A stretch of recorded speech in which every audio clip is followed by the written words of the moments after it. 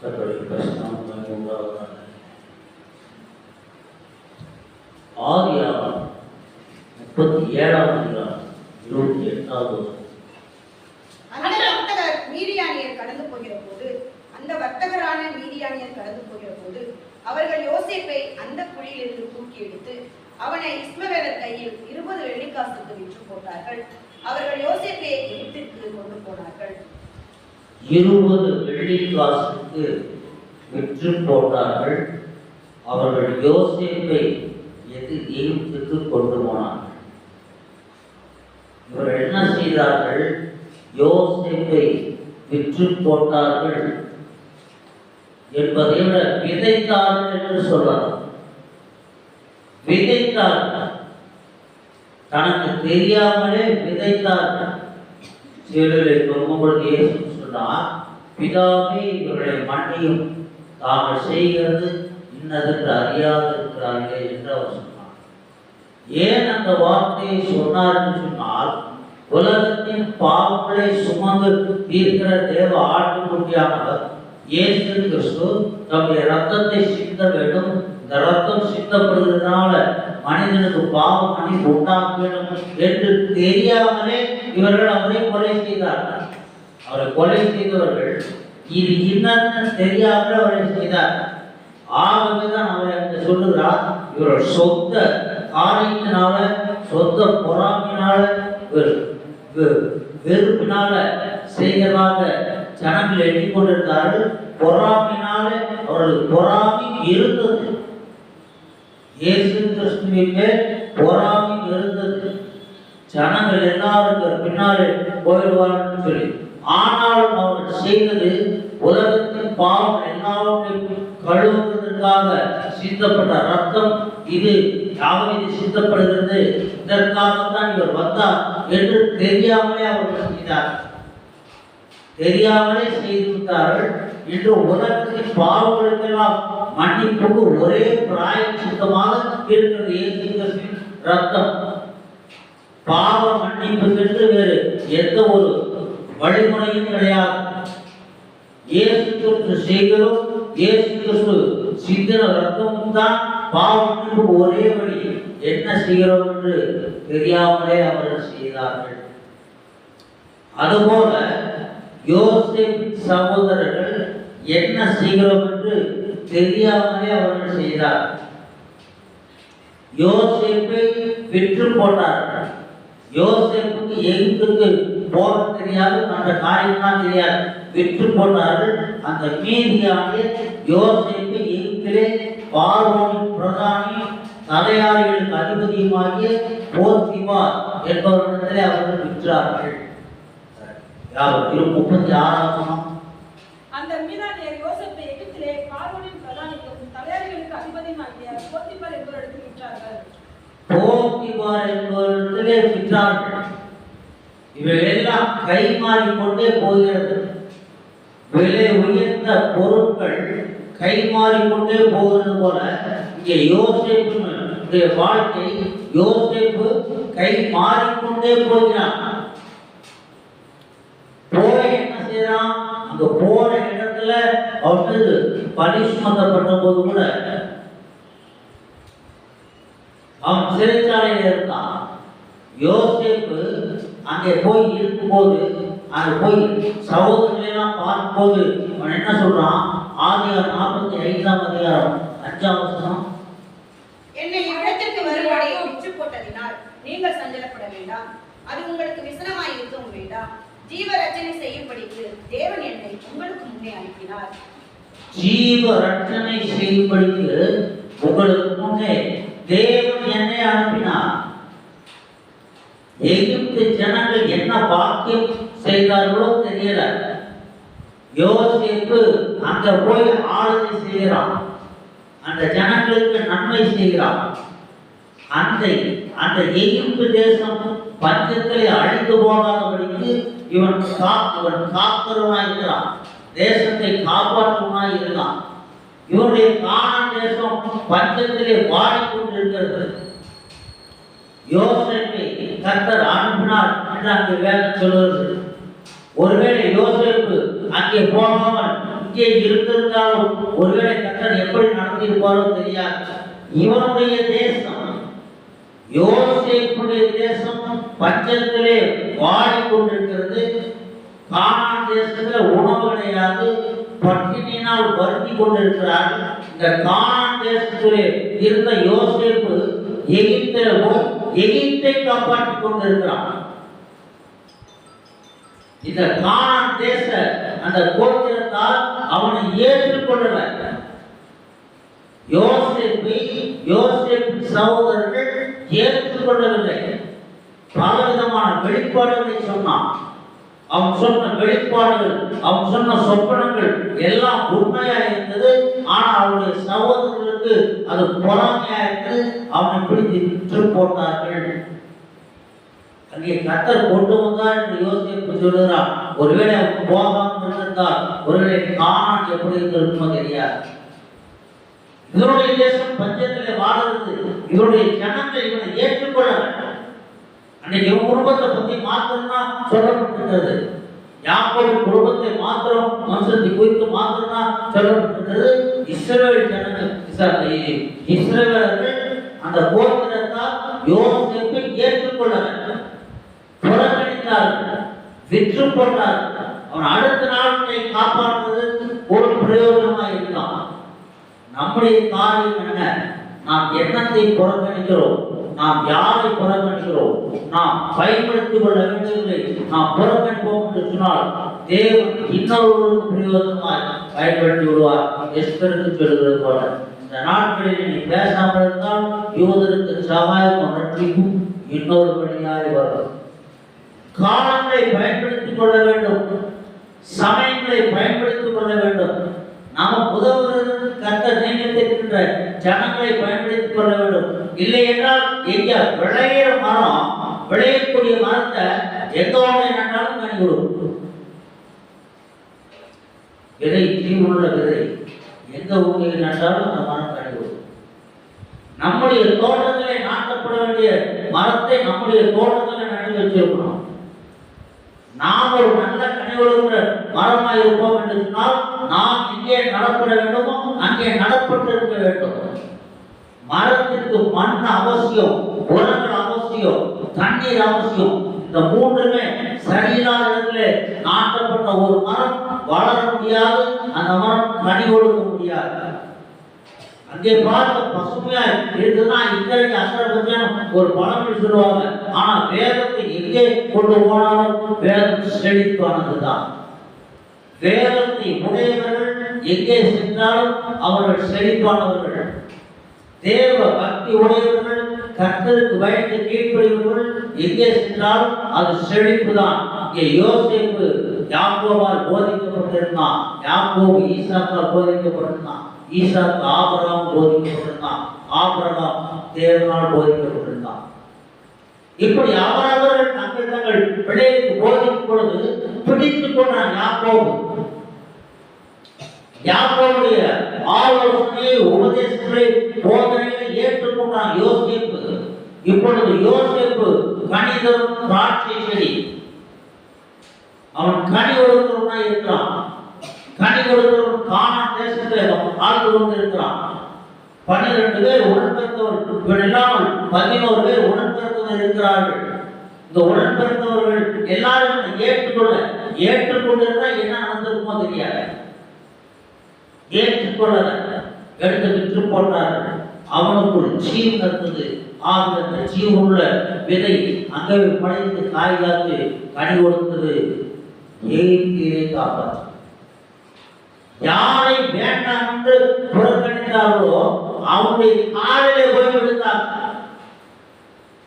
இவன் வேண்டாம், இவன் இருக்கக்கூடாது, இவன் கோல் சொல்றவன், நம்ம காரியத்தான் அப்பாட்ட போய் சொல்றான், இவன் இருக்கவே கூடாது என்று ஒளியிலே போட்டவர்கள், தண்ணீர் இல்லாத வெறுமொழியிலே போட்டவர்கள் எப்படியா செத்து போட்டோம். தண்ணீர் இல்லாத வெறுமொழியில போட்டா என்ன ஆகும்? நல்ல காசு கிடைக்காது, ஆக்சிடென்ட் கிடைக்காது, உஷ்ணம், பசி, பட்டினி, பஞ்சத்திலே அவன் அப்படியே பஞ்சத்துல வயிறு குறுகி உடல் சுருங்கி சாகும். இது ஒரு சகோதரனுக்கு ஒத்துக்க முடியல. அவனுக்கு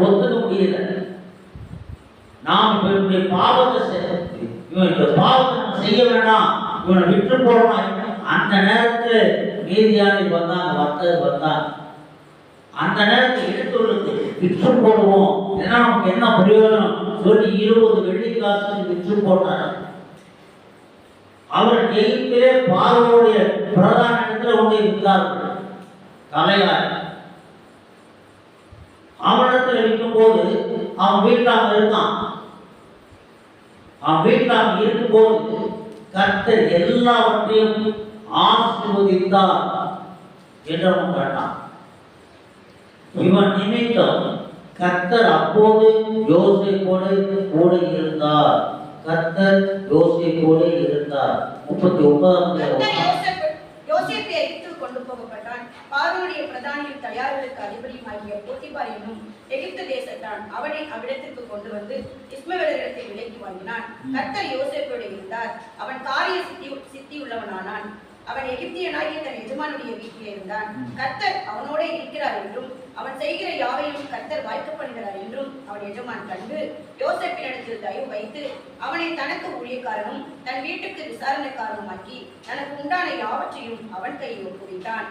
அவனை தன் வீட்டுக்கு தனக்கு உண்டான எல்லாவற்றிற்கும் விசாரணைக்காரனாக முதற்கொண்டு கர்த்தர் யோசேப்பின் நிமித்தம் அந்த எகிப்தியன் வீட்டை ஆசீர்வதித்தார். வீட்டிலும் வெளியிலும் அவனுக்கு உண்டானவைகள் எல்லாவற்றிலும் கர்த்தருடைய ஆசீர்வாதம் இருந்தது. ஆகையால் அவன் தனக்கு உண்டானதை எல்லாம் யோசேப்பின் கையிலே ஒப்பு கொடுத்து விட்டு தான் புசிக்கிற போஜனம் தவிர தன்னிடத்தில் இருந்த மற்றொன்றையும் குறித்தும் விசாரியாதிருந்தான். யோசேப்பு அழகான ரூபமும் சௌந்தரிய முகமும் உள்ளவனாய் இருந்தான். அவன் தனக்கு உண்டானது எல்லாம் யோசேப்பின் கையிலே ஒப்பு கொடுத்து விட்டு என்ன சாப்பாடு என்ன சாப்பாடு அதை மட்டும் தவிர வேற எதையுமே விசாரிக்காம இருந்தான். என்ன சாப்பாடு, அங்கே என்ன சாப்பாடு வேணும், இதை தவிர அவன் ஒன்றையுமே விசாரிக்கவில்லை. இங்க ஒரு சின்ன தவறு நடந்தா இவன் பார்வனுக்கு பதில் சொல்லி ஆகும்.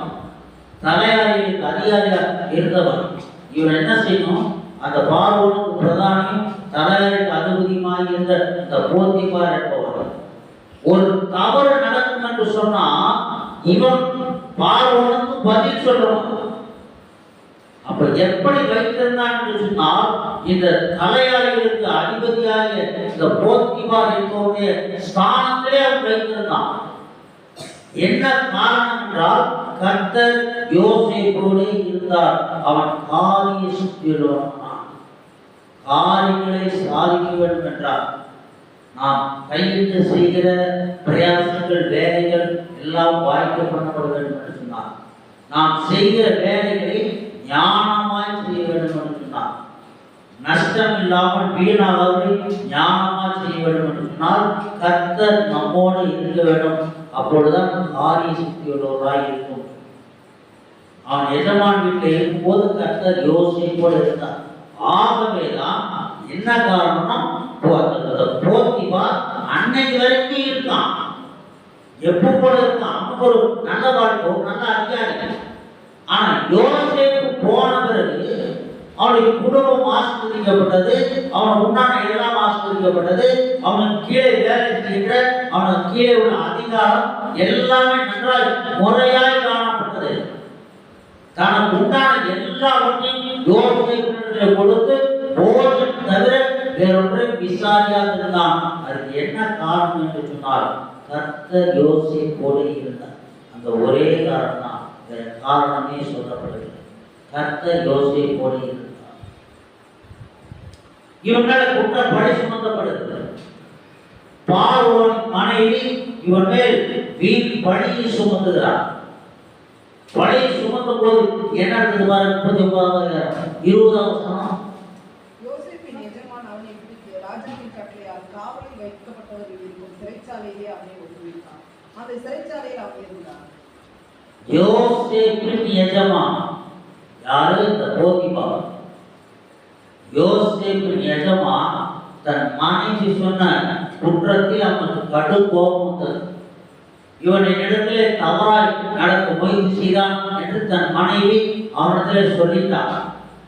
இவள்தான் அவனிடத்திலே தவறாய் நடக்க வேண்டும் என்று முயற்சித்துக் கொண்டிருந்தான்.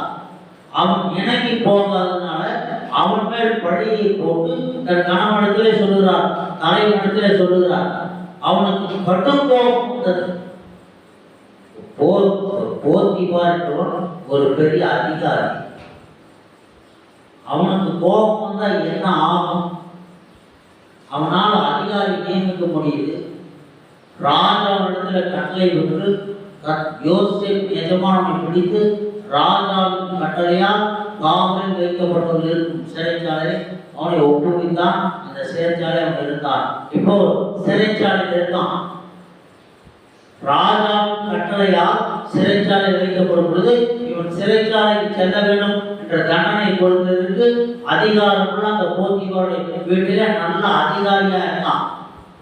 இப்ப என்ன செய்யப்படுறது? வீண் பழி சுமத்தப்படுகிறது. அவன் காரிய சித்தி உள்ளவன். அவன் என்ன சொன்னாலும் அது நடக்கும். என்ன சொன்னாலும் நடக்கும். அவன் என்ன செய்தாலும் அது வாய்க்கும். அவன் செய்வதெல்லாம் வாய்க்கும் என்று சங்கீதக்காரன் சொல்லுகிறவன். யோசேப்பு செய்வதெல்லாம் வாய்க்கும். இவன் போத்திபார் வீட்டின் போது அவன் செய்ததெல்லாம் வாய்த்தது. இப்ப சிறைச்சாலைக்கு போறான்.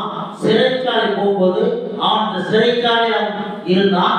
கர்த்தரோ யோசேப்போடு இருந்து, அடுத்த வசனம் கர்த்தரோ யோசேப்போடு இருந்து அவன் மேல் திருப்பதித்து சிறைச்சாலை தலைவனுடைய தயவு அவனுக்கு கிடைக்கும்படி செய்தார்.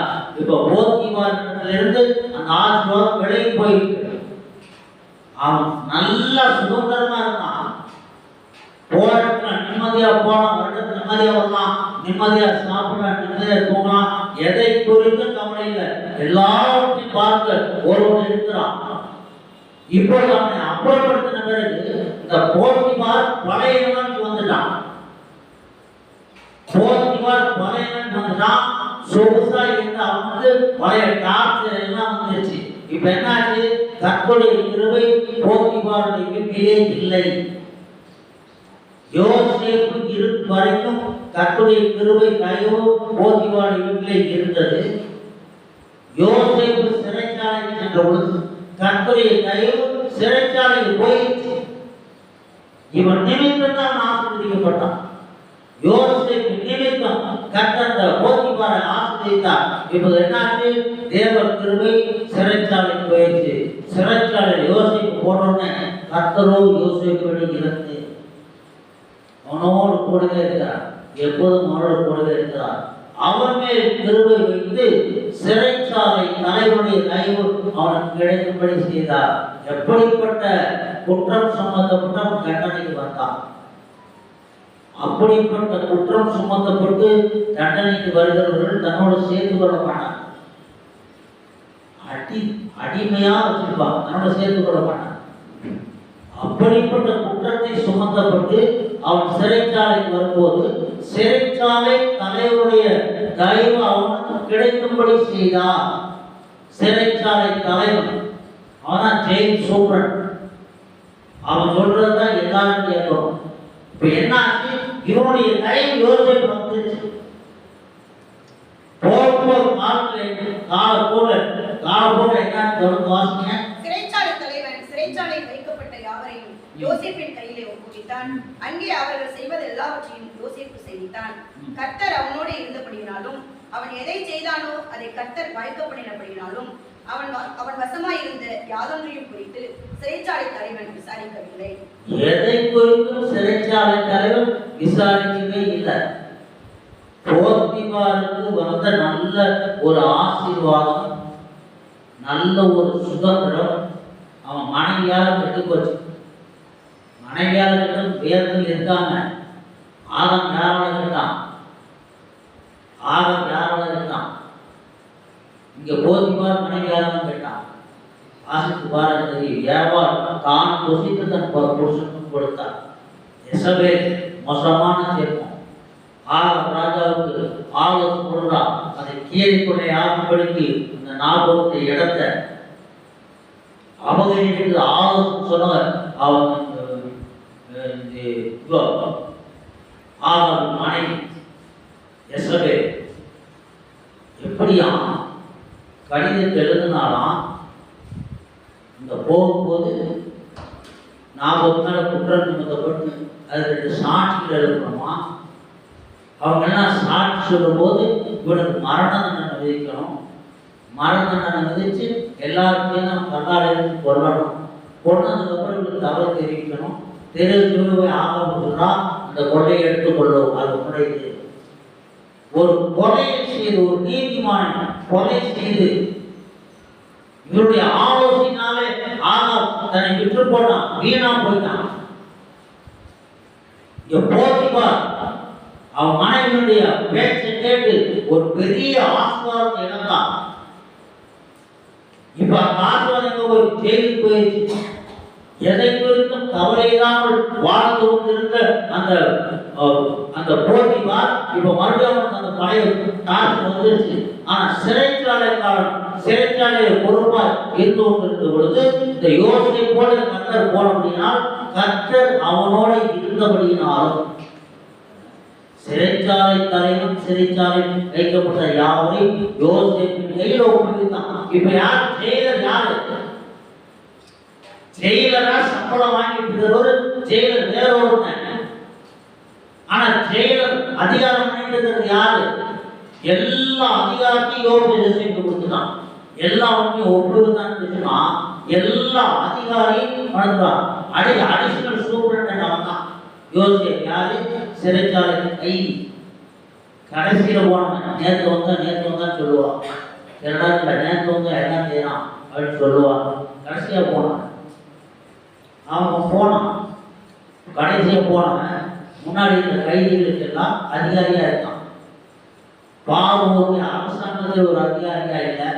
ஆனா அந்த ஜெயில் சூப்பரண்டு கீழே அடுத்தவனா இருந்தான்னு செஞ்சுருக்காங்க. கர்த்தர் அவனோட இருந்தபடினாலும் அவன் எதை செய்தானோ அதை கர்த்தர் வாய்க்கப்பட்டபடினாலும் அவன் வசமாயிருந்த யாவரையும் குறித்து சிறைச்சாலை தலைவன் விசாரிக்கவில்லை. 21-22 சொல்லுது, விசாரிக்கவில்லை. எதையுமே விசாரிக்க வேண்டியதில்லை. எல்லாமே காண நடக்கும். அவ்வளவு பொறுப்பா நடந்து கொண்டான். சிறைச்சாலையில யோசேப்பு அவ்வளவு பொறுப்புள்ளவனா நடந்து கொண்டான். கர்த்தர் யோசேப்போடு இருந்தார். அவன் காரை சுத்தியுள்ளவனானான். தாவீதோட கர்த்தர் இருந்தாரு. அவன் காரை சுத்தியுள்ளவனா இருந்தான். இவனோட கர்த்தர் இருக்கிறார் என்று கண்டு ராஜாவுக்கு பயந்தான். ஆளுங்கட்சியவன் வந்து ஆளுங்க செய்யறான். ஆளுங்கட்சியவன் இங்க வந்திருக்கான்.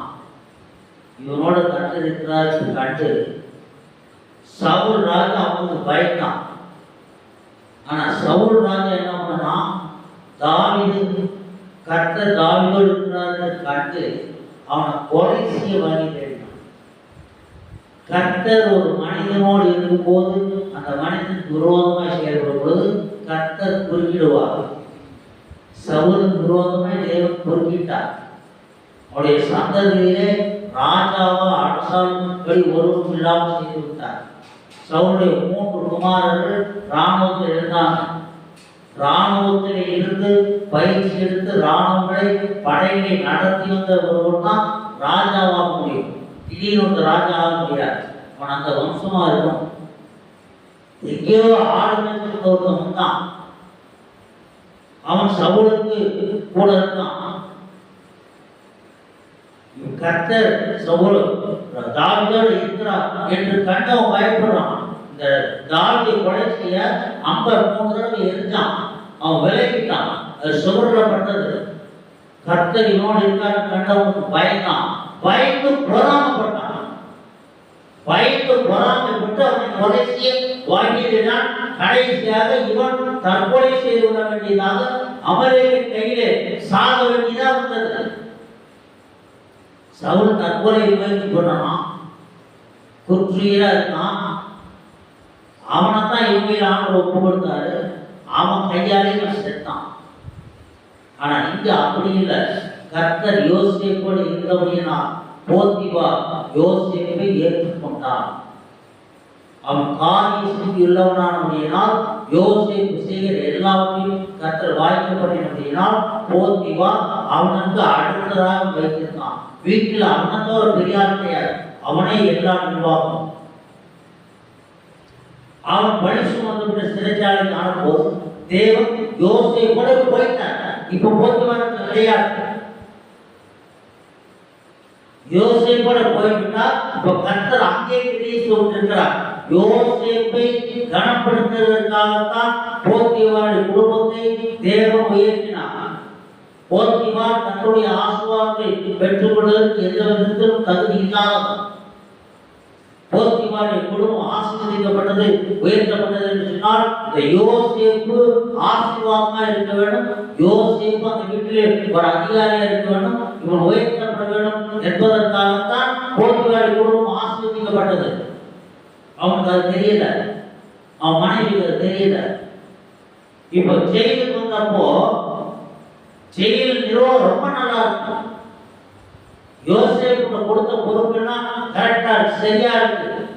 இப்ப எதற்காக அங்கே எல்லா பொறுப்பும் முறையா நடத்தப்பட்டது எல்லாம் சரியா இருக்குன்னா யோசேப்பை அந்த ஜெயிலிலே உயர்த்துறதுக்காக, அவனை சப் ஜெயிலர் ஆக்குறதுக்காக. அரசாங்கத்தில் பதவி கிடையாது, சம்பளமும் கிடையாது, ஆனா அந்த அதிகாரம் கொடுக்கப்பட்டது. அரசாங்கம் அப்பாயின்மெண்ட் கிடையாது.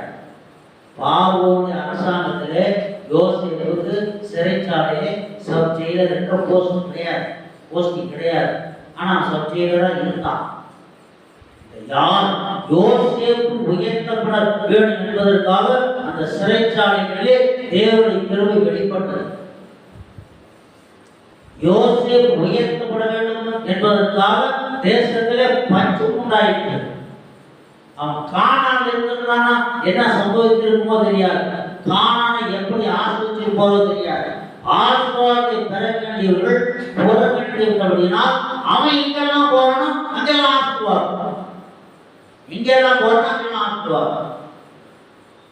சிறைச்சாலையில் இருந்தான். கானான் தேசம் பஞ்சத்துக்குள் ஆயிட்டது. பஞ்சத்துக்குள் ஆகும்போது கானான் தேசத்தை போஷிக்கிறதற்கு யோசேப்பு வரவழைக்கப்பட்டான். பார்வோன் என்ற சொப்பனத்தை விளக்கமாய் சொல்லுவது யோசேப்பு அழைக்கப்பட்ட பொழுது இவனை போல அறிவாளி, இவனை போல புத்திசாலி, இவனை போல தேவனுடைய ஆவியை கொண்ட யாருமே இல்லை என்று சொல்லி யோசேப்பு உயர்ந்த ஸ்தானத்தில் வைக்கப்பட்டான். என்ன சொன்னா பார்வோன் சொன்னா, சிங்காசனத்தில் மாத்திரம் நான் உன்னிடம் பெரியவனா இருப்பேன், மற்றபடி யோசேப்புக்கு தெரியாமல் ஒரு தன் கையையாவது காலையாவது நீட்டக்கூடாது, ஒண்ணுமே செய்யக்கூடாது. யோசேப்புடைய உத்தரவு இல்லாமல் ஒரு அதிகாரி ஒரு சட்டத்தை பிறப்பிக்க முடியாது. யோசேப்புக்கு தெரியாமல் எந்த அதிகாரி தானே செய்ய முடியாது. இருக்கிற சட்டம் என்னவோ அதைத்தான் கைக்கொள்ள முடியும். புதிய சட்டம் ஏற்றவே முடியாது. யோசேப்புடைய அனுமதி இல்லாமல் செய்யவே முடியாது. கர்த்தர் எகிப்தை போஷித்தார் என்றால் எகிப்து தேசத்தின் மேல் பரிதாபம் கொண்டு கர்த்தர் எகிப்து தேசத்தை போஷிக்கவில்லை. யோசேப்பை உயர்த்த வேண்டும். யோசேப்பு அந்த ராஜாவும் அடுத்த ஸ்தானத்தில் இருக்க வேண்டும் என்பதற்காகத்தான் கர்த்தர் எகிப்தை ஆசீர்வதித்தார். பஞ்ச காலத்திலே கர்த்தர் யோசேப்பை கொண்டுதான் அந்த எகிப்தை போஷித்தார். கர்த்தர் உயர்த்தப்படுவார். எலியா போறான். எலியா சாரிபாத் ஊர்ல போய் கர்த்தருடைய வார்த்தையின்படியே போய் சாரிபாத் ஊர்ல அந்த விதவிடத்துல கேட்கிறான். இருக்கிறது கொஞ்சமாவது 2 அடை சுட்டார். என்ன அடைன்னு தெரியல. 2 அடை சுட்டு தான் பயிர் சாப்பிட்டு செத்து போறது செஞ்சுட்டு இருக்கேன் அப்படின்னு சொல்றான். இதை சொல்லும் போது முதல்ல எனக்கு ஒன்று செஞ்சு விடு என்று சொல்லி கேட்டா மனிதனுக்கு எப்படி கோபம் வரும்? தேசத்துல பஞ்சம், கொடிய பஞ்சம். வீட்டுல கொஞ்சம் மாவு எண்ணெய் தான் இருக்கு. அதுல 2 அடை தான் சுடலாம். விஷமாக்கி வச்சிருந்தாலே நமக்கு தெரியல. ஏன்னா சாப்பிட்டு செத்து போகும்படி செய்யலாம் என்று விறகு பொறுக்கி ஒன்று அவர் செஞ்சுட்டு இருக்கும் போது அப்போ விஷமாகி வச்சிருந்தாலும் என்ன தெரியல, சாப்பிட்டு செத்து போதுதான் இந்த அடைய சொல்றான். அது முதலில் சொன்ன அப்பத்தை கொண்டு வந்து ஏன்ட்ட கொடுக்குறான். கொஞ்சம் தண்ணி கொண்டு வாங்குறான். முதல் அப்பத்தை கூட ஏன்ட்ட கொண்டு வாங்க சொல்றான். அப்படியான மனுஷனுக்கு எவ்வளவு கோபம் வரும். ஆனா அந்த விதவை அதை செய்தார். விதவை அதை செய்தது நிமித்தம் நிமித்தம் அந்த விதவை வீட்டை கர்த்தர் ஆசீர்வதித்தார். சாரிபா கூர் விதவைக்கு பெயரோடு அங்கு குறிப்பிடப்படவில்லை. சாரிபா கூர் விதவை என்று தான் சொல்லப்பட்டிருக்கிறது. ஏன் இவள் ஆசீர்வதிக்கப்பட்டால் இந்த பஞ்சகால முழுவதும் இவள் ஏன் போஷிக்கப்பட்டாள் என்று சொன்னால் எலியா போஷிக்கப்பட வேண்டும், எலியாவுக்கு ஆகாரம் கொடுக்க வேண்டும் என்பதற்காகத்தான் சாரிபா கூர் விதவையை கர்த்தர் ஆசீர்வதித்தார். இப்போ யோசேப்பு உயர்த்தப்பட வேண்டும் என்பதற்காகத்தான் போத்திபாரை வீட்டை ஆசீர்வதித்தார். யோசேப்பு உயர்த்தப்பட வேண்டும் என்பதற்காகத்தான் சிறைச்சாலை ஆசீர்வாதம். யோசேப்பு உயர்த்தப்பட வேண்டும் என்பதற்காகத்தான் வீட்டில் ஒரு பஞ்சம், அந்த பஞ்ச காலத்திலும் போஷிக்கப்பட்டார்கள். யோசேப்பின் கூட பிறந்தவர்களோ இழந்து போய்விட்டார்கள். இயேசு கிறிஸ்து வரும்பொழுதும் அப்படித்தான் வந்தார். அவர் தமக்கு சொந்தமானதிலே வந்தார், சொந்தமானவர்களோ அவரை ஏற்றுக்கொள்ளவில்லை. யோசேப்பு ஒரு நல்ல அறிவாளியா, ஒரு நல்ல ஞானங்களோட தகர்த்து சிறுவனாய் போய் அவன் கானான் தேசத்தை விட்டு அந்த மீதியாகிய அந்த வர்த்தகத்தை விற்கப்படும் பொழுது அவனுடைய வயது 17. பார்வோனுக்கு முன்பாக போது அவனுக்கு 30 வயது. இந்த 17 வயசுக்கு முன்னாடி வெளிப்பாடுகள் பார்த்தோம். 17 வயசுக்கு முன்னாடி வெளிப்பாடுகளை பார்த்தான். அவன் எவ்வளவு சிறுவனாய் இருந்தான். அவன் கண்ட வெளிப்பாடுகள், தீர்க்க தரிசனங்கள் எல்லாம் நிறைவேறினது. இந்த அவன் கண்ட வெளிப்பாடுகள் நிறைவேறப்படும் பொழுது அந்த யாரை குறிச்செல்லாம் சொன்னானோ அவங்களையெல்லாம் பார்க்க முடியல. சந்திரனும் சூரியனும் என்னை வணங்கி நின்றது, 11 அரிக்கட்டுகளும் என்னை வணங்கி நின்றது என்று சொல்லும்போது அவர்களுக்கெல்லாம் பொறாமை உண்டாயிடுச்சு. தன் தகப்பன் வருத்தப்பட்டான்.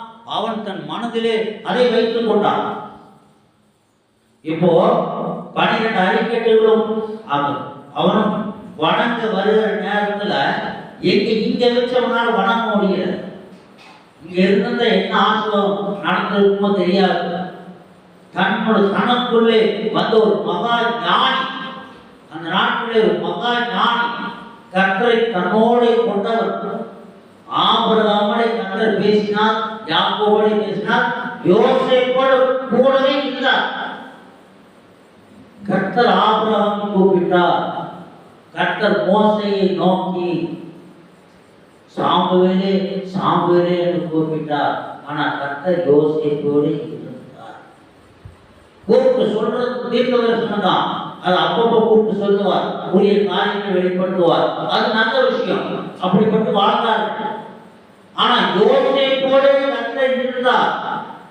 தாவீதோடு கூட கர்த்தர் இருந்தார். தாவீது சென்ற இடங்களெல்லாம் அவன் ஜெயித்து வருவனாய் காணப்பட்டான். யோசேப்பிலே கர்த்தர் இருந்தார். இவன் போன இடங்களெல்லாம் கர்த்தருடைய ஆசீர்வாதம் அங்கே தரித்திருந்தது. ஆனால் அவனோடு கூட பிறந்தவர்களுக்கு அதை அனுபவிக்க முடியல. போய் காலில் விழுந்து தானியத்தை வாங்கிட்டு வரான். அவன் கால் விழுந்து தெரிஞ்சான். அவன் வேணும்னே பண்றான். நீங்கள் தேசத்தை வேவு பார்க்க வந்தவர்கள், ஐயோ நாங்கள் அப்படி இல்லை, உங்களுடைய அடியார்கள் யாரு அடிச்சு வித்தவன், நீ இருக்கிறது பெரிய அடியாருக்கு போடா அடிச்சு வித்தவன் அவனுக்கே போய்க்கும். அந்த அடியாராகிய நாங்கள் நிஜஸ்தர், நாங்கள் உண்மையுள்ளவர்கள், நாங்கள் வேவு பார்க்க வரல, நாங்கள் உண்மையுள்ளவர்கள், உமது அடியார்னு சொல்றான். அவன் சின்னவன், அவன் தான் வேண்டாம் அடியார்னு சொல்றான். அப்போ எகிப்தை போஷித்து கானான் தேசத்திலே பஞ்சத்தினால் வருத்தி கானான் தேசத்திலே பஞ்சம் கொடிதாய் இருந்தது. தேசத்திலே பஞ்சம் கொடிதாய் இருந்தது. எகிப்திலே பஞ்சம் கொடிதாய் இருக்கும்போது யோசேப்பை கொண்டு கர்த்தர் போஷித்தார். எகிப்திலே கானானிலே பஞ்சம் கொடிதாய் இருக்கும்போது இவன் வெள்ளம் போய் அவன் காலில் விடலாம். அவன் கண்ட சொப்பனங்களை கர்த்தர் நிறைவேற்றினான். சொப்பனங்கள் நிறைவேறுகிற நாட்களிலே அவனுக்கு சமமாய் இருந்து அனுபவிக்கிறதற்கு இவனோடு பிறந்தவர்கள் கொடுத்து வைக்கிறார். கடைசியா கூட்டிட்டு போனான், கூட்டிட்டு போனான். என் தகப்பனார் உயிரோடு இருக்காங்களா, எல்லாரும் வாங்க, மத்திய மீக்கொரு ராஜாட்ட சொல்லுங்க, எல்லாரும் வாங்க, ஒரு நல்ல வாழ்க்கை கொடுங்கன்னு சொல்லி கோசின் நாட்டில் ராமசேஷன்ற நல்ல இடத்துல குடி வச்சான். பார்வன் சொல்றான், ஒருவருடைய சகோதரன் மந்தை மீட்பர் இல்லையா, மந்தை மீட்பர்கள் இவர்களுக்குள் திறமை உள்ளவர்கள் என்று நீ கண்டா என் மந்தை மீட்பருக்கு தலைவனாக வைப்பாயாக சொல்றார். பார்வன் யோசேப்புல சொல்றான், திறமையுள்ளவர் என்று கண்டால் என் மந்தை மீட்பருக்கு தலைவனாக வைப்பாயாக. அப்ப அந்த இடத்துல போய் கூட ஒரு சின்ன அதிகாரியா இருக்கிறது கூட தகுதி இல்லாத 11 பேர். இந்த 11 பேர் மாத்திரமல்ல, கிட்டத்தட்ட 60 பேர் போனாங்களா, 60 பேர் 70 பேர் மொத்தத்தில் போனாங்க. அப்ப இத்தனை பேர்ல ஒருத்த கூட தகுதியுள்ளவனே இல்லை. இத்தனை பேர் தகுதியிலும் ஒருத்த கூட இல்லை. அவன் என்ன பண்ணா, இங்க ஆடு மேய்ச்சிருந்தா அங்கவே ஆடுதான், அங்க மாடு மேய்ச்சிருந்து இங்கேயும் மாடுதான். இங்க என்ன பண்ணிருந்தா அதே தான் போய் அங்கேயே நின்றுட்டு இருக்கான். என்ன நல்லா தான் வாழ்ந்துட்டு இருந்தான். பஞ்சம் வராமல் எப்போ அவன் அதே மாதிரி தான் இருப்பான். பஞ்சம் வராதிருந்தால் கானான் தேசத்திலே இந்த 11 பேர் அந்த வாழ்க்கை போல வாழ்ந்துருப்பான். ஏன்னா பெரிய பணக்கார மனுஷன். உனக்கு எத்தனை ஆகும்? ஏசாவுக்கு போது 200 ஆடு, 20 கடாக்கள், 30 ஒட்டகம், எல்லாம் என்ன விலை தெரியுமா? இது வந்து வெகுமதியா கொடுத்து, அவனுக்கு வெகுமதியா கொடுத்தே இவ்வளவுனா இவன் அவ்வளவு வச்சிருந்திருப்பான். அவ்வளவு பணக்காரன் யாக்கோபு, அவ்வளவு பணக்கார பிள்ளைகள். பஞ்சம் வராதிருந்தால் எகிப்திலே வாழ்ந்தபடியே வாழ்ந்திருப்பார்கள், அல்லது எகிப்தில் இருந்ததை காட்டிலும் நல்லா கூட இருந்திருக்கலாம். பஞ்சம் வந்ததுனால என்னாச்சு, அங்க போகும்போதுதான் இவனுடைய திறமை என்னன்னு தெரியுது. இங்க இருக்கும்போது இவருடைய 6 மாடுகளை நிர்வாகம் மட்டும்தான் உங்களுக்கு தெரியும், மந்தை மேய்ப்பர்களை நிர்வாகம் உங்களுக்கு தெரியாது. இருந்தா யோசேப்பு அவரை அமர்த்தி இருப்பான். அப்போ யோசேப்பு கீழே ஒரு சின்ன அதிகாரியா இருக்கிறதுக்கு கூட தகுதி இல்லாதவர்கள் மிகப்பெரிய ஞானியாக யோசேப்பை வெறுத்து விட்டு போனார். இவர்களுடைய ஆசீர்வாதத்தை இவர்கள் தாங்களே இழந்து போய்விட்டார்கள், தாங்களாக இழந்து போய்விட்டார்கள். சொல்ற பாருங்க 45வது 5வது, என்னை இவ்விடத்தில் வரும்படி விற்று போட்டதினால் நீங்கள் சஞ்சலப்பட வேண்டாம், அது உங்களுக்கு கடினமாய் இருக்கும் வேண்டாம். ஜீவரட்சணை செய்யும்படிக்கு தேவன் என்னை உங்களுக்கு முன்னே அனுப்பினார். தேவன் என்னை அனுப்பினார் சொல்றோம். என்னதான் கஷ்டமா இருந்தாலும் வித்துட்டாங்க, பொறாமையில வித்துட்டாங்க. இருந்தா நமக்கு இடம் இவ்வளவு மட்டும் அப்பா அதிகம் நினைச்சு கூடாது என்று வித்து போட்டாலும், பொறாமையில வித்து போட்டாலும் போன இடத்துல தேவன் உண்மையா இருந்தான். கடைசியாக சகோதரரை பார்க்கும்போது அவன் என்ன சொல்றான், இன்னைக்கு ஜனங்கள் என்ன சொல்லுவாங்க, ஒரு சகோதரனை ஒரு பொருத்தி நாங்கள் விட்டு அடிச்சு வித்துட்டு அப்பாட்ட போய் மிருகம் கொண்டு சொல்லிட்டான். ரொம்ப நாள் விட்டு பார்க்கும்போது என்னுடைய சகோதரர் என்ன செய்வாங்க? நான் யோசிப்பு என்ன செய்தான், விற்று போட்டதினால் நீங்கள் சஞ்சலப்பட வேண்டாம், வித்துனா நீங்க கவலைப்படாதீங்க, அங்க இருக்கிறவங்க நான் நல்லா தான் இருக்கேன், நீங்க வித்ததே எனக்கு நல்லதா போச்சு, நீங்க என்ன விற்கல, ஆண்டவர் நீங்க கொண்டு வந்தார் அப்படி சொல்ல பக்குவப்பட. தேவன் என்னை பக்குவப்படுத்துகிறார், என்னை பயிற்சி வைக்கிறார், தேவன் என்னை அனுமதித்தார், ஆய்வு நடக்கும் சொல்ல பக்குவப்படுகிறார். எப்பொழுதும் யாரையாவது இவரால் எனக்கு வந்தது, இவர் இந்த நபரால் இந்த பிரச்சனை வந்தது, இவர்களால் இவ்வளவு உபத்திரப்பட்டு கொண்டு சொல்லக்கூடாது. தேவன் பயிற்சி கொடுக்கிறார் என்பதுதான் உண்மை. யோசேப்புக்கு நடந்ததெல்லாம் அதுதான். அவன் அப்படியே ஒத்துக்கொண்டான். விடுதல் வரும்படி விட்டு போனதுன்னா நீங்கள் சஞ்சலப்பட வேண்டாம், அது உங்களுக்கு விஷயமா இருக்க வேண்டாம், ஜீவ ரட்சணை செய்யும்படிக்கு தேவன் என்னை உங்களுக்கு முன்னே அனுப்பினார், என்னை முன்னாடி அனுப்பிட்டார். உங்களையெல்லாம் யோசிக்கணுங்கிறதுக்காக யோசிப்பு கருத்து இடத்துல இப்படி ஒரு பஞ்சவர்ண ஆண்டவருக்கு தெரியும். எல்லாம் பட்டினிகளுக்கு போறீங்கன்னு ஆண்டவருக்கு தெரியும். உங்களெல்லாம் போஷிக்கணும். நான் இங்கே எல்லாம் சொல்றது நீங்க கேட்க மாட்டீங்க. உங்களெல்லாம் போஷிக்கணும். உங்களுக்கு முன்னாடி காணாத ஆண்டவர் அனுப்பி வச்சா இப்போ உங்களுக்கு எல்லாம் நான் நல்ல எல்லாரும் வாங்க. உங்களுக்கு நன்மை செய்யவே ரத்தங்களை எல்லாம் அனுப்புறான், வண்டிகளை எல்லாம் அனுப்புறான், குடும்பத்தார் கூட்டிட்டு வர சொல்லி போயிட்டு எல்லாரும் வந்து சேர்றாங்க.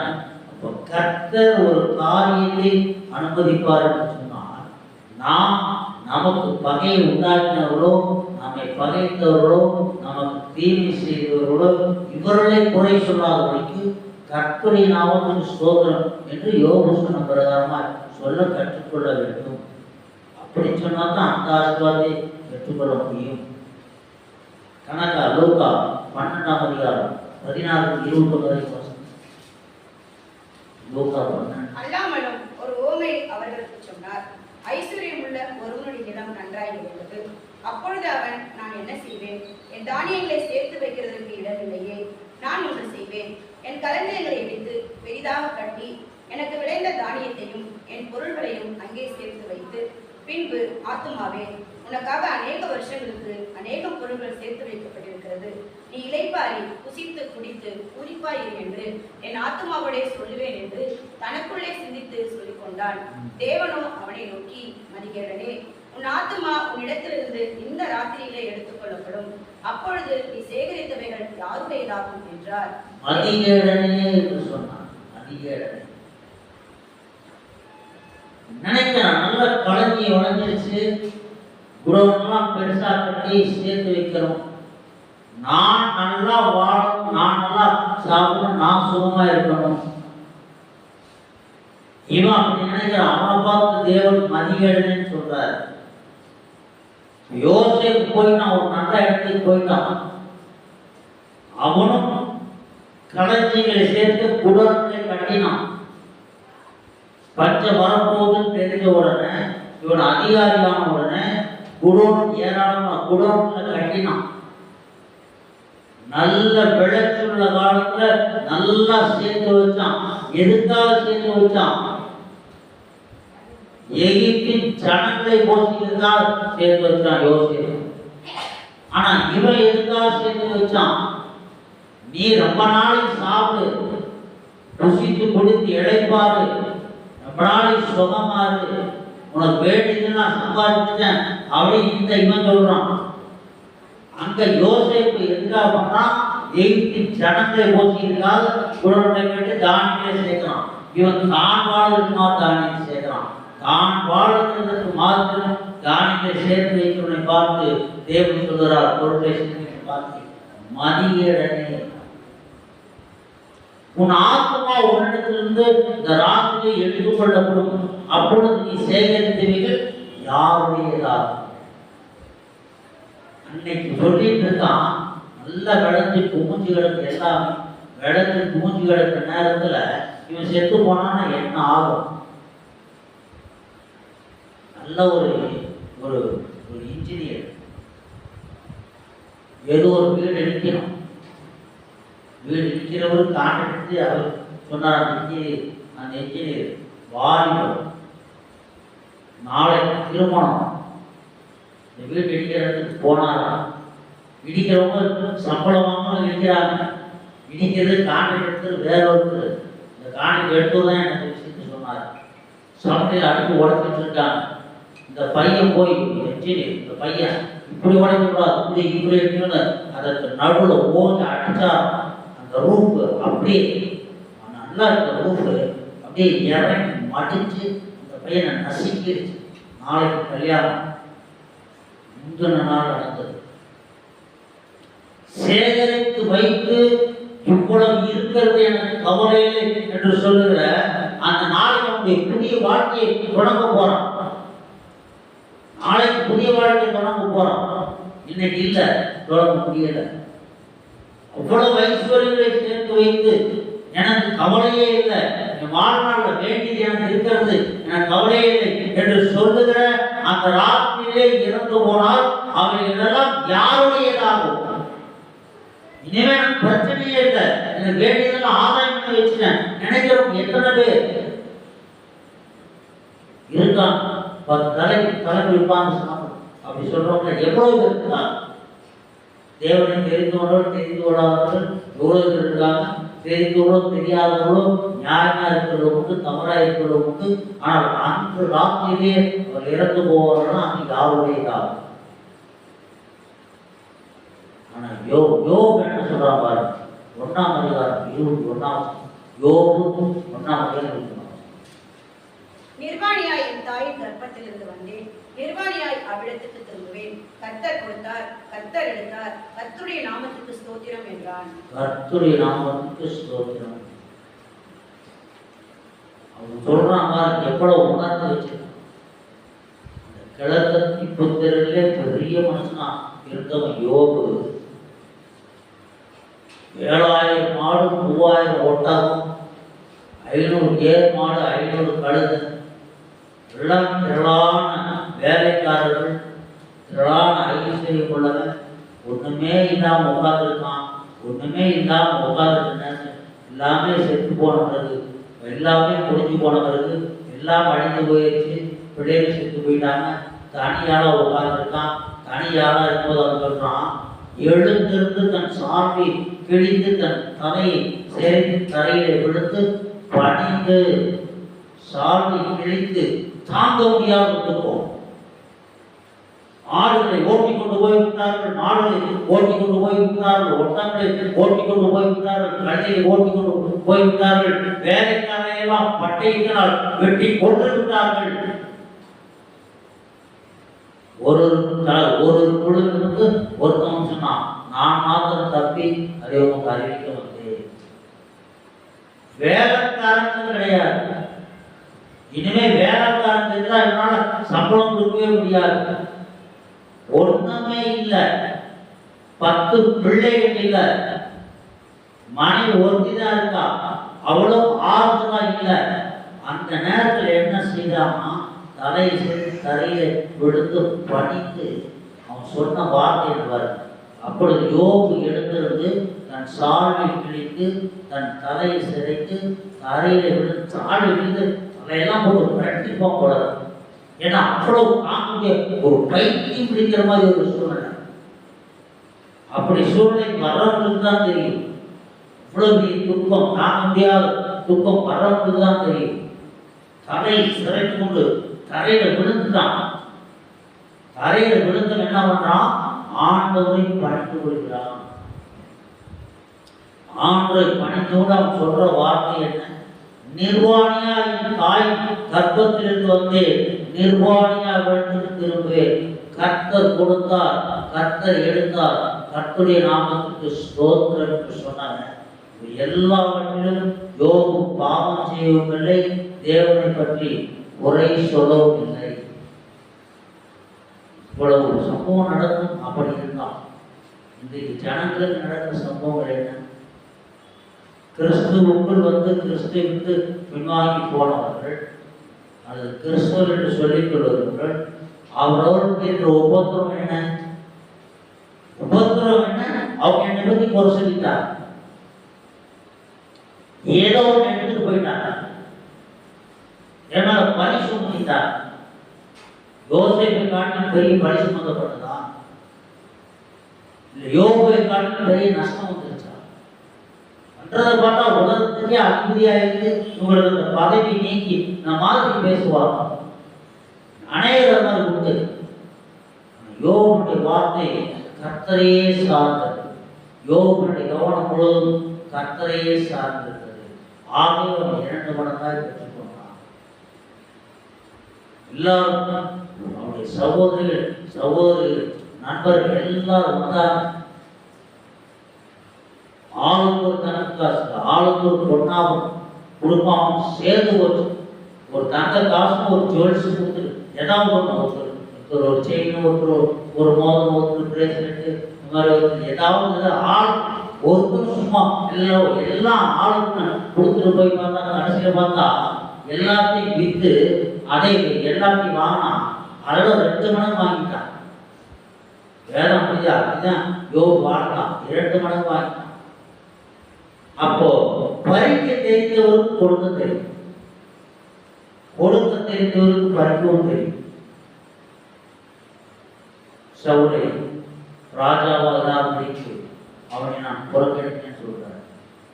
ராஜாவா அபிஷேகம் பண்ணப்பட்ட சவுல் தேவனால் தெரிந்து கொள்ளப்பட்ட 4 நேரம் ஒருத்தன் வருவான், அவனை எனக்கு ராஜாவா அபிஷேகம் பண்ண என்று சொல்லிட்டாரு. அவன் வரும்போது நான் சொன்னது வந்தான், அவனை ராஜாவா அபிஷேகம் பண்ணினான். இவனை பண்ணுன்னு சொல்றான், பண்ணின அவனையே கத்த நான் புறக்கணித்தேன்னு சொல்றார். கொடுக்கவும் முடியும் அவரால, எடுக்கவும் முடியும் அவரால, இருக்கும்போது எடுக்கவும் முடியும் அவரால, கொடுக்கவும் முடியும் அவரால. எல்லாவற்றையும் கொடுக்கும் எடுக்கும் வல்லமில்ல தேவனுக்கு நன்றி செலுத்துவாய் காணப்படுகிறது. யோசேப்பு அவ்வளவு ஐஸ்வர்யாவுடைய வீட்டில் இருந்தவன், இவ்வளவு ஐஸ்வர்யாவுடைய வீட்டில் இருந்தவன். அடிமையா வர்றான்னா ஒரு பிச்சைக்காரனை போல அடிமையா கொண்டு ஒண்ணுமே கிடையாது. யோசேப்பு எகிப்துக்கு போகும்போது வஸ்திரங்களை கழட்டினாலும் சொல்லி அவருடைய சகோதரர் வஸ்திரங்களை கழட்டி குடியிருந்ததுனாங்க. எகிப்துக்கு போகும்போது யோசேப்பு என்ன போட்டுட்டு போனான்னே தெரியாது. இந்த வஸ்திரத்தை கொண்டு போய் ஒரு ஆட்டை அடிச்சு அந்த ரத்தத்தில் தோய்த்து தவப்படுத்துல கொண்டே காட்டுறாங்க. இது உங்களுடைய குமாரன் அங்கீதானோ பாருங்க என்று சொல்றாங்க. ஆமா, என் குமாரனுடைய அங்கீதான். துஷ்ட மிருகமான வீண் பொழுது அவன் புலம்பி தவிச்சிட்டு இருக்கான். அப்போ யோசேப்பு போட்டிருந்த வஸ்திரம் அவனுக்கு கழற்றப்பட்டது. இப்போ எப்படி போனானோ தெரியல. அப்போ ஒண்ணுமே இல்லாம அவ்வளவு ஐஸ்வர்யமாய் செல்வ செழிப்பாய் தகப்பனுக்கு செல்ல பிள்ளையாய் வாழ்ந்த யோசேப்பிடத்திலிருந்து அத்தனை எடுக்கப்பட்டது, அவ்வளவு எடுக்கப்பட்டது. வேலைக்காரர்கள் உன்னை பார்த்து எஜமானன்னு சொல்லியிருப்பாங்க, ஐயா சின்ன ஐயாவதான் சொல்லியிருப்பாங்க. எல்லாம் எடுக்கப்பட்டது. இப்ப யோசேப்பு ஏற்று என்ன போட்டுட்டு போனான், என்ன ட்ரெஸ் போட்டுட்டு போனான்னு தெரியாது. அப்படி போனவன் ஏன் உயர்த்தப்பட்டான் என்றால் கர்த்தர் அவனோடு கூட இருந்தார். கர்த்தர் ஏன் நம்மோடு இருந்தார்? கர்த்தருக்கு பிரியமானவன் தான். நம்மோட கர்த்தர் இருப்பார் என்று சொன்னால், நாம் கர்த்தருக்கு பிரியமாக நடப்போம் என்று சொன்னால் கர்த்தர் நம்மோட கூட இருப்பார். தேவனுக்கு பிரியப்படாதவர்களே பிரியப்படாத இடங்களுக்கு தேடி செல்வோம் என்று சொன்னால் கர்த்தர் அதை கேட்க பலனை கொடுத்துருவார். ஒருவேளை இனிமேல் உடனே கொடுப்பார் அல்லது மறுமையிலே கொடுப்பார். நாம் ஒரு காரியத்தை செய்யும் போது தேவனுக்கு பிரியமா என்பதை நாம் அறிந்து ஜெபித்து தேவனுடைய சித்தத்தோடு செய்யணும். எங்க வந்தாலும் எங்க போனாலும் தேவனுடைய சித்தத்தின்படி போகணும். அப்ப யோசேப்பு தேவ சித்தத்தின்படி அவன் போனான், தேவ சித்தத்தின்படி போனான். அவனை உயர்த்தினான். வனாந்தரத்துல ஆடுகளை மேய்க்க தாவீது போனான். தாவீதுல கர்த்தர் இருந்தார் என்றால் தாவீது தேவனை தன்னோட வைத்துக் கொண்டான். தாவீது யார் போதிச்சது? யோசேப்புக்கு யாக்கோபு போதிச்சான். தாவீது யார் போதிச்சது? புறக்கணிக்கப்பட்டவன், ஒதுக்கப்பட்டவன், தள்ளப்பட்டவன், குடும்பத்தில் ஒருவனாக இல்லை. அவனை போதிச்சது யார்? ஆபிரகாம் போதிச்சது யாரு? தனக்குள்ளே தேவனை தேடுகிற வாஞ்சை அவனுக்கு இருந்தபடியால் தேவன் ஆபிரகாமை நோக்கி ஆபிரகாமோடு பேசினார். எல்லாவற்றையும் படைத்த உண்டான தேவன் ஒரு இருக்க வேண்டும். தன் தகவல் செய்கிற செயல்களிலே தேவன் இருக்க முடியாது. அது அவன் செய்வது அவன் எடுத்துக்கொண்டு போவான். இவள் வானத்தின் பூமியும் சந்திர சூரிய நட்சத்திரங்களையெல்லாம் உண்டான ஒரு தேவன் இருக்க வேண்டும்.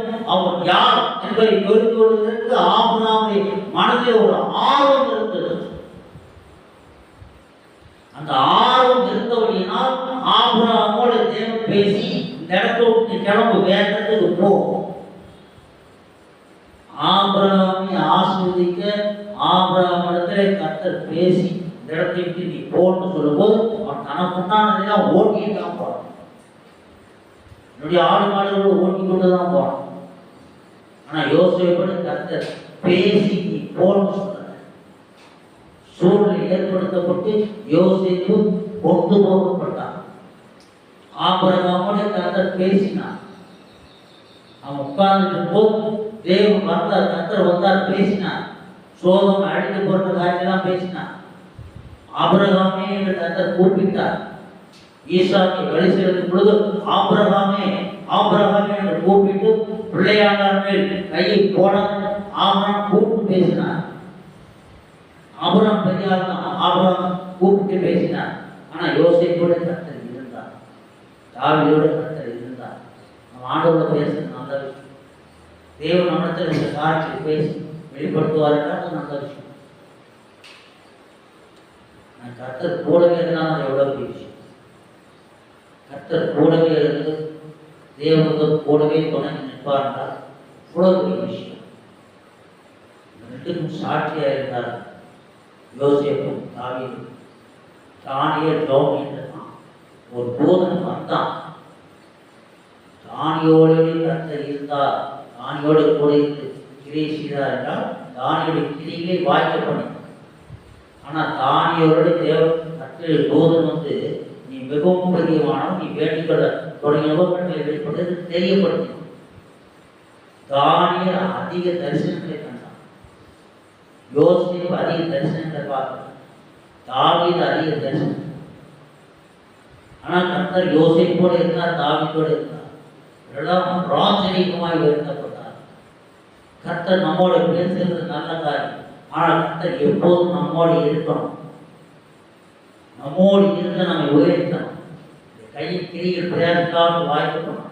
மோசையோடு பேசுறதுக்கு சீனாய் மலைக்கு வான்னு சொன்னார். உன்னை பரிசுத்தப்படுத்தி ஆயத்தப்படுத்து, திகாலையில் வா, ஜனங்களை பரிசுத்தப்படுத்தி ஆயத்தப்படுத்து என்று கர்த்தர் மோசையோடு பேசினார். ஆனால் யோசேப்பு கூடவே இருந்தார். அவன் என்ன நினைக்கிறான்னா அது செய்வான், அது வாய்க்கப்படும். கர்த்தர் கூடவே இருப்பார் என்று சொன்னால் என்ன நினைக்க வேண்டுமோ அதை தான் நினைப்போம். கர்த்தருக்கு பிரியப்படாத காரியம் நினைக்க மாட்டோம். கர்த்தர் நம்மோடு கூட இருக்கிறது மிக ஒரு மேன்மையான விஷயம். கர்த்தர் நம்மோடு பேசுகிறதும் ஒரு மேன்மையான விஷயம். கர்த்தரோடு நம்ம பேசுகிறவர்களாக, கர்த்தரை கூடவே வைத்துக் கொள்வதாக நாம் இருப்போம். வேதத்தில் சொல்லப்பட்ட ஆசீர்வாதங்களை எல்லாம் பெற்றுக்கொள்வோம்.